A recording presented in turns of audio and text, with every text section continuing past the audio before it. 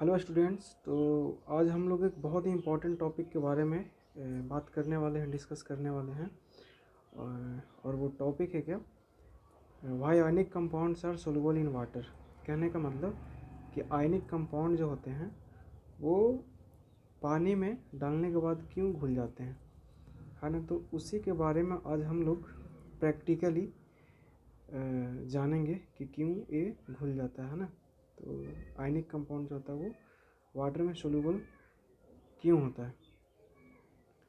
तो अगर तुम आईएससी का स्टूडेंट हो तो केमिस्ट्री की क्लास में ये चीज़ थोड़ा सा डिस्कस किया गया होगा और उसमें सर बताए होंगे कि आयनिक कंपाउंड वाटर में सोल्यूबल क्यों होता है। तो सीधा बताते हैं क्या कि वहाँ पे जैसे ही हम लोग वाटर में आयनिक कंपाउंड को डालते हैं तो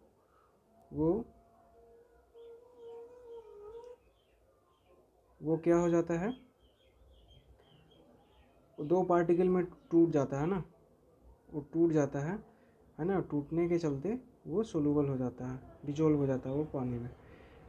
तो आज हम लोग जानेंगे, सब कुछ जानेंगे कि वो जैसे ही हम लोग पानी में डालते हैं तो वो दो आयन में क्यों टूट जाता है ना। क्या वो उसके पीछे कारण है। आज उन सारी चीज़ों का हम लोग जानेंगे ऐसा क्यों होता है। हाँ, तो इस चीज़ को आंसर करने के लिए सबसे पहले हम लोग को कुछ जानना पड़ेगा। और वो जो टॉपिक है वो है तुम्हारा एक फिजिक्स का टॉपिक है ना, इलेक्ट्रोस्टैटिक्स। वहाँ से एक हम लोग जस्ट फोर्स का एक्सप्रेशन ले रहे हैं क्या कि इसमें दो चार्ज पार्टिकल के बीच में जो लगने वाला फोर्स होता है ना, वो तुम्हारा ये होता है, ये चीज़ है ना, जो तुम्हारा यहाँ पे भी बताया गया है, ये वाली बात है ना। इसको बोला जाता है, ये जो एक्सप्रेशन आता है कहाँ से आता है, कूलॉम्स ला आता है ना, कूलॉम्स ला से। तो इसमें एफ इज इक्वल टू क्या होता है, 1/4πε0 into epsilon R into Q1 into Q2 divided by R square. जहाँ पे Q1 Q2 तुम्हारा क्या होता है, दो चार्ज पार्टिकल पे कितना चार्ज अवेलेबल है वो है ना। और तुम्हारा R क्या है, तो उनके बीच का डिस्टेंस है।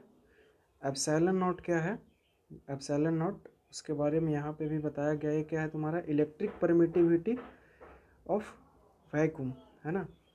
वैक्यूम क्या है, तो वही निर्वात जहाँ पे हवा नहीं होता। अब तुम्हारा एक है एप्सिलॉन आर। एप्सिलॉन आर को बोला जाता है क्या, relative electric permittivity of medium. तो हम लोग फोर्स के बारे में जान गए। अच्छा, एक हम लोग एग्जांपल लेते हैं आयनिक कंपाउंड का, है ना, जो अपने नॉर्मल लाइफ में यूज होता है। जैसे हम लोग क्या लेते हैं, सोडियम क्लोराइड, साधारण नमक। तो जैसा कि हम लोग जानते हैं कि एक आयनिक कंपाउंड है जो दो आयन से मिलकर के बना हुआ होता है, Na प्लस और Cl माइनस, है ना। तो अगर हम एक छोटा सा पार्टिकल लेंगे इस NaCl का, है ना, तो वो क्या होगा, कहीं इस तरह से आपको दिखेगा, है ना, जो इस वेसल में या तो फिर इस एयर में दिखाया गया है। तो उसमें क्या होता है कि दो पार्टिकल एक Na प्लस है, दूसरा Cl माइनस है ना, जो R डिस्टेंस पे क्या है, सेपरेटेड है। अच्छा, तो हम लोग जैसा कि जानते हैं क्या कि Na प्लस पे जो नेट चार्ज होगा वो एक इलेक्ट्रॉन के लॉस के वजह से इतना चार्ज होगा Na प्लस पे, है ना, 1.6 इंटू 10⁻⁻19 कूलम प्लस में। उसी तरह से क्लोरीन माइनस पे कितना आयन होगा, तो एक इलेक्ट्रॉन ज़्यादा होने के चलते से, है ना, Q2 इज इक्वल टू कितना हो जाएगा, -1.6 इंटू 10⁻⁻19 कूलम, है ना। एक कहीं पे बताया गया कि ये सोडियम क्लोराइड के जो दो आयन होते हैं वो तुम्हारा R बराबर इतना से सेपरेटेड होते हैं, 3.14 टू 10⁻⁻10 मीटर अप्रोक्स लिया गया है ना, ये वैल्यू। अच्छा, ये जो तुम्हारा एप्सिलॉन नॉट होता है, इलेक्ट्रिक परमिटिविटी ऑफ वैक्यूम, ये चीज़ दिया हुआ रहता है 8.85 इंटू 10⁻12 कूलम स्क्वायर पर न्यूटन मीटर स्क्वायर। अच्छा जी, अब थोड़ा हम लोग जानते हैं इस फॉर्मूला के बारे में जान गए। अब इस फॉर्मूले में क्या करो कि इन सारी चीज़ों का वैल्यू है ना, दो केस बना करके हम लोग यूज करेंगे। अच्छा, जैसा कि हम लोग जानते हैं कि एक नमक का ढेला है ना, बड़ा सा पार्ट है स्टोन टाइप का, है ना, वो एयर में रखो तो उसे कुछ नहीं होगा, वो सॉलिड का सॉलिड ही रहेगा, है ना। और जैसे ही उसको वाटर में डाल दो तो वो डिजोल्व हो जाता है ना। तो हम लोग यहाँ पे दो केस ले करके इसका सोल्यूशन करेंगे। एक जो है तुम्हारा ये एयर वाला पार्ट है ना, और दूसरा क्या है, वाटर में लेकर के करेंगे, है ना। तो पहला केस जो है तुम्हारा क्या किए हम लोग, मीडियम के तौर पे एयर लिया, है ना। तो जैसा कि जानते हैं कि रिलेटिव परमिटिविटी ऑफ एयर जो होता है वो कितना होता है, 1 होता है ना। और वाटर के लिए रिलेटिव परमिटिविटी कितना होता है, 81 होता है। रिलेटिव परमिटिविटी एक्चुअली में है क्या, ये हम थोड़ा सा आगे बात करेंगे 5-6 मिनट बाद। तो ये चीज़ चलो हो गया। तो हाँ, पहले केस के लिए हम लोग निकालेंगे क्या कि इन दो आयनों के बीच कितना एक्चुअली में फोर्स लग रहा था, है ना, जिसके कारण Na+Cl- एक दूसरे को पकड़ करके रखे हुए था, है ना। तो वो जो होगा, हाँ वो देखो यहाँ पे हम लोग निकाल रहे हैं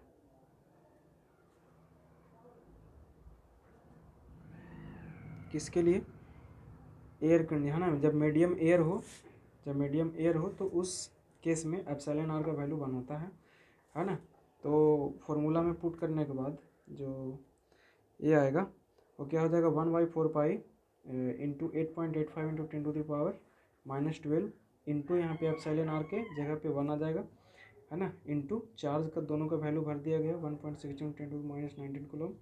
उसी तरह से ये यहाँ पे नेगेटिव इसलिए नहीं लिया गया ताकि सिर्फ हम लोग को मैग्नीट्यूड पता करना हो। तो पता है कि माइनस साइन का मतलब क्या होगा, दोनों के बीच में अट्रैक्शन होगा, एक प्लस है दूसरा माइनस है। तो हाँ, तो इसको कैलकुलेट करने के बाद पता चला गया कि जब हम लोग एयर में रखते हैं किसी आयनिक कंपाउंड को तो उन दोनों आयंस के बीच में जो लगने वाला है, एक्चुअली किसमें हम लोग NaCl लिया है ना, तो उसमें Na+ और Cl- के बीच में 197 इंटू 10⁻11 न्यूटन फोर्स लग रहा है। कब, जब हम लोग एयर में रखते हैं उसको तब। अच्छा, अब दूसरे केस का हम लोग बात करते हैं, है ना। जब क्या हो, जब उसको हम लोग वाटर में डाल देते हैं तब। अच्छा, है ना, जब मीडियम जो है वो वाटर है तो उसमें अब एप्सिलॉन आर का वैल्यू कितना होता है, 81 होता है। रिलेटिव परमिटिविटी इसका दूसरा नाम भी है, डाइलेक्ट्रिक कांस्टेंट बोला जाता है इसको। अच्छा, तो पूरा का पूरा फॉर्मूला वही रहेगा, बस एप्सिलॉन आर जो होगा इसमें 1 की जगह पे 81 सब्स्टिट्यूट होगा, है ना। तो वही है पूरा। तो एफ वाटर जो होगा वो तुम्हारा क्या हो जाएगा, एफ एयर डिवाइडेड बाई क्या हो जाएगा, एप्सिलॉन आर हो जाएगा, है ना। तो यहाँ पे एफ एयर डिवाइडेड बाई कितना, 81। तो एफ एयर का वैल्यू उधर में हम लोग कैलकुलेट किए कितना आया, 197 into 10⁻11 newton divided by epsilon r का वैल्यू है 81 आया। तो इसको डिवाइड करने के बाद पता चला क्या कि एफ वाटर जो आता है वो 2.47 इंटू 10⁻11 न्यूटन ये फोर्स आता है। तो एक्चुअली में अगर हम लोग इसको रियलाइज करते हैं तो हो क्या रहा कि जैसे ही हम लोग हवा से पानी में उस कंपाउंड को डाल रहे हैं तो उसमें लगने वाला इलेक्ट्रोस्टैटिक फोर्स, या तो दो आयनों के बीच में जो लगने वाला अट्रैक्शन फोर्स है जो उनको बांध करके रखा हुआ है, वो जो है वाटर में क्या हो जाता है, तो एयर में जितना लगता है फोर्स उसका 81 से, है ना, 81 भाग हो जाता है। मतलब 81 से डिवीज़न करने के बाद जो फोर्स आएगा वो तुम्हारा वाटर में लगेगा। तो यहाँ से हम लोग जान सकते हैं क्या कि एयर में जो फोर्स था वो लग रहा था 197, है ना, मान लो 197 इंटू 10⁻11 न्यूटन, समझे ना। यहाँ पे ये वाला जैसे ही हम लोग पानी में रखे तो 197 से सीधा जा कर के घट करके क्या हो गया, लगभग 2.5 न्यूटन, है ना। 197 न्यूटन कहाँ है और 2.5 न्यूटन कहाँ है, मतलब लगभग ये ना के बराबर फोर्स लग रहा है, ये वाला पार्ट, है ना, ना के बराबर फोर्स लग रहा है। तो इसलिए ये फोर्स ऑफ अट्रैक्शन काफ़ी ज़्यादा 81 टाइम्स रिड्यूस हो जाता है ना, जब हम लोग आयनिक कंपाउंड को कहाँ पे डालते हैं, वाटर में डालते हैं। तो इसी के चलते क्या हो जाता है कि वो जो बॉन्ड होता है ना उनके बीच में, वो क्या हो जाता है, बहुत ज़्यादा ही वीक हो जाता है ना। ये जो फोर्स है, एक्टिंग फोर्स इन वाटर, ये जो है वो उन दोनों आयनों को होल्ड नहीं कर पाता, इसलिए क्या हो जाता, वो दोनों आयन जो है वो सेपरेट हो जाता है। कहने का मतलब Na+ को जहाँ जाना है वहाँ चले जाए और Cl को जहाँ जाना है वहाँ चले जाए, और किसी से मतलब नहीं, क्योंकि होल्ड करने वाला जो फोर्स है वो उतना सफिशिएंट नहीं है ताकि दोनों को होल्ड करके, है ना, उस साधारण नमक के ढेले स्टोन को स्टोन बना करके रखे।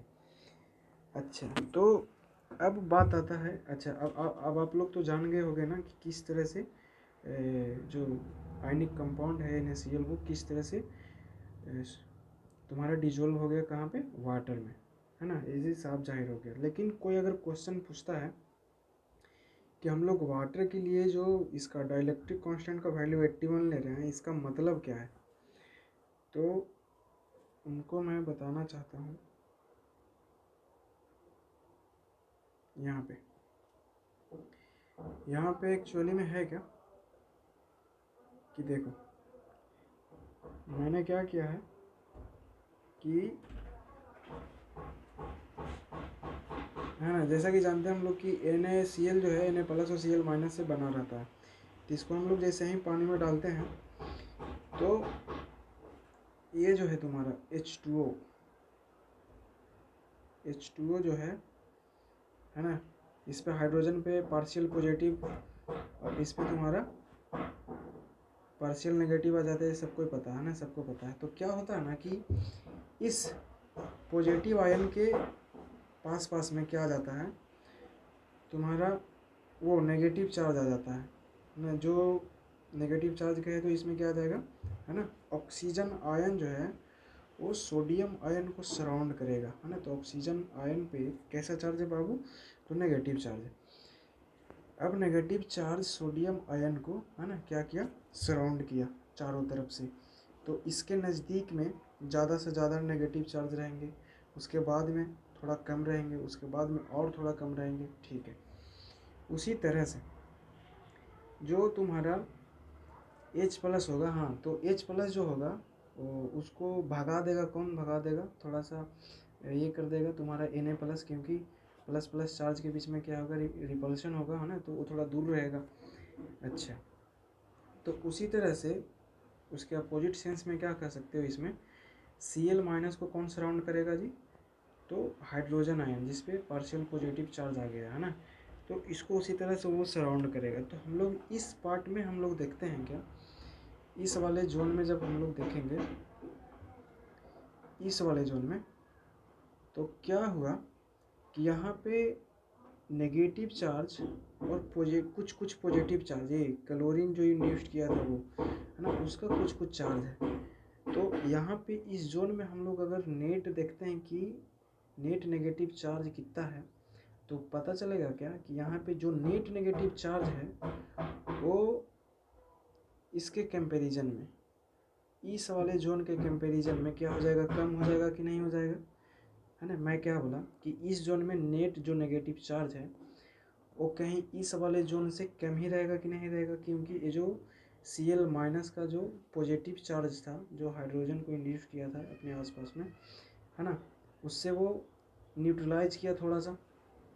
अच्छा, तो अब जो है वो नीचे में हम लोग जब देखते हैं क्या इस पे कि सोडियम पे जो नेट चार्ज जो इंड्यूस्ड हुआ वो किस तरह से है, तो इधर में जो है, इस साइड में जो है वो नेगेटिव चार्ज थोड़ा कम रहेगा इन कंपैरिजन टू इस इधर वाले जोन के चलते, है ना। ये बात क्यों हुआ ये मैंने अभी पीछे बता दिया। ठीक उसी तरह से क्लोरीन माइनस पे इस वाले जोन में पॉजिटिव कम रहेगा, है ना, और इस वाले जोन में पॉजिटिव ज़्यादा रहेगा, है ना। तो अगर हम लोग किसी एक चार्ज के लिए फोर्स ऑफ अट्रैक्शन निकाल दे, है ना, नेट फोर्स, तो जाहिर सी बात है वो पता चल जाएगा कि फोर्स वाटर में दो आयनों के बीच में कम क्यों लगता है इन कंपैरिजन टू एयर या वैक्यूम। अच्छा जी, तो यहाँ पे देखो Na+ पे, किस पे, Na+ पे सोडियम आयन पे दो तरह का यहाँ पे फोर्स लग रहा है। एक तो तुम्हारा लग रहा था ए, है ना, ये वाला पार्ट जो क्लोरीन के द्वारा लगाया जा रहा था, क्लोरीन आयन के द्वारा, है ना, अट्रैक्शन फोर्स लगाया जा रहा था, है ना, F due to Cl- only. अच्छा, ये जो तुम्हारा ये था, ये जो इधर में एक्स्ट्रा चार्ज इंड्यूस्ड हुआ था इस साइड में, है ना, इस साइड में जो इंड्यूस्ड हुआ था चार्ज, इस साइड में नेगेटिव चार्ज जो इंड्यूस्ड हुआ था, उसके चलते क्या होगा, इस सोडियम प्लस आयन पे जो नेगेटिव चार्ज इंड्यूस्ड हुआ वो इस साइड में अट्रैक्ट करेगा कि नहीं करेगा कुछ फोर्स के द्वारा। अच्छा, तो कहने का मतलब क्या है कि जैसे ही हम लोग एक आयनिक कंपाउंड को वाटर में डालें तो एक पार्टिकुलर आयन पे दो डायरेक्शन में 180 डिग्री के एंगल बना करके फोर्स लगने लगा, है ना। पहले से ये फोर्स लग रहा था जब एयर में था या वैक्यूम में था, कहीं पे भी था, लेकिन जैसे ही वाटर में डाला हमने तो ये वाला फोर्स एक्स्ट्रा लगने लगा। अच्छा, तो अब हम लोग क्या करते हैं कि नेट फोर्स इस पर चेक करते हैं, है ना, कि Na+ और Cl- के बीच में नेट फोर्स लग कितना रहा। तो जो नेट फोर्स होता है, ये नेट फोर्स वो क्या हो जाएगा, जैसे तो हम लोग को पता है ना कि क्लोरीन द्वारा जो फोर्स लगाया जा रहा है वो कहीं ज़्यादा होगा इस वाले इंड्यूस्ड फोर्स के चलते, है ना। तो क्लोरीन के द्वारा इस पर लगाया गया फोर्स माइनस क्या हो जाएगा, F force due to induced charge, है ना, इस वाले के चलते। अच्छा, तो ये जो आता है बाबू, ये जो आता है वो जो तुम फॉर्मूले से निकाल करके ला रहे हो, जो फॉर्मूले से तुम निकाल करके ला रहे हो, है ना, ये वाला 2.47 इंटू 10⁻⁻11 न्यूटन, ये फोर्स आ रहा है। हाँ, तो एक्चुअली में उस फॉर्मूले में एप्सिलॉन आर उसका कितना था, वाटर का 81 ना, तो उससे डिवीज़न इसलिए पड़ा था, है ना, ये वाला, ये जो पार्ट था तुम्हारा, ये वाला F due to induced charge, इसी के चलते जो है वो जो फोर्स है तुम्हारा, नेट फोर्स जो है वो घटा दिया गया था 81 टाइम्स, है ना, घट जाता है, इसी फोर्स के चलते घट जाता है वो, है ना। तो जब बच्चा को एप्सिलॉन आर वहाँ पे लिया जाता है ना, तो समझ में नहीं आता कि एक्चुअली में होता क्या है। तो एप्सिलॉन आर को हम लोग बोलते हैं क्या, रिलेटिव परमिटिविटी ऑफ मीडियम, या तो फिर डाइलेक्ट्रिक कांस्टेंट। तो डाइलेक्ट्रिक कांस्टेंट का मतलब क्या होता है कि कोई भी मीडियम, कोई भी लिक्विड जो है वो किसी आयनिक कंपाउंड को कितना वो करता है, आयोनाइज करके अपने आसपास कितना चार्ज इंड्यूस करता है ना, तो वो उसका स्ट्रेंथ है, जितना ज़्यादा इंड्यूस्ड करेगा उतना ज़्यादा एप्सिलॉन आर का वैल्यू रहेगा, है ना। तो वही जब हम लोग जब एयर में निकाल रहे थे या वैक्यूम में निकाल रहे थे, है ना, तो कितना था जब ये वाला फोर्स नहीं था, कौन वाला फोर्स नहीं था जी, ये वाला फोर्स नहीं था, है ना। तो एफ नेट एयर में कितना आया था, क्लोरीन आयन और सोडियम आयन के बीच का 197 गुना 10⁻⁻11 न्यूटन। तो चलो यहाँ से साफ जाहिर हो गया क्या कि जैसे ही तुम एयर से इसमें आते हो, वाटर में आते हो, तो फोर्स जो है वो 81 टाइम्स क्या हो जाता है, रिड्यूस हो जाता है, जिसके कारण वो दो आयन आपस में एक दूसरे को होल्ड नहीं कर पाते हैं और एक दूसरे से अलग हो जाते हैं। फाइनली आयनिक कंपाउंड जो है वो वाटर में डिसॉल्व हो जाता है। तो आशा करता हूँ कि ये क्वेश्चन, एक टॉपिक जो है वो अच्छे से समझ में आया होगा आप लोगों को। अगर समझ में नहीं आया है तो प्लीज़ कमेंट बॉक्स में अपना क्वेश्चन कमेंट करें, उसका मैं रिप्लाई दूंगा। चलो, थैंक यू, आज के लिए इतना ही।